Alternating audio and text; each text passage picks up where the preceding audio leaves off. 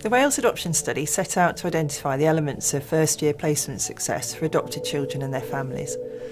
The study involved a multidisciplinary team from Cardiff and Bristol universities with backgrounds in social work, family law and psychology. For most families, adoption is an incredibly positive experience, but parents have a range of needs and there are times in the early years in particular when additional help might be needed. Some parents commented that once their child came to live with them, they felt as though they had been set adrift.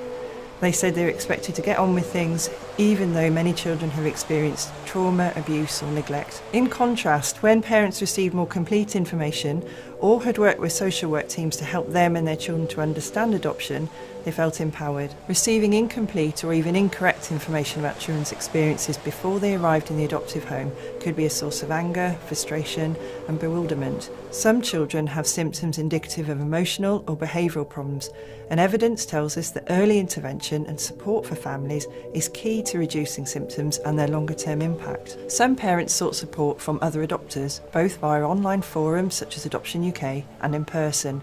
Pre-placement training was also viewed positively.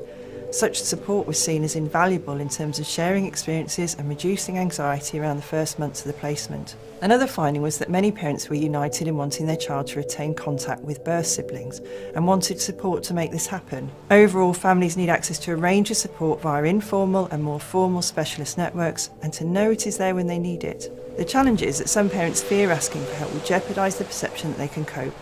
So we need to break down barriers to contact and make picking up the phone easier. Our findings show that adoption is most often a transformational experience for children and their parents, and future research will explore the implications of our findings over a longer timescale.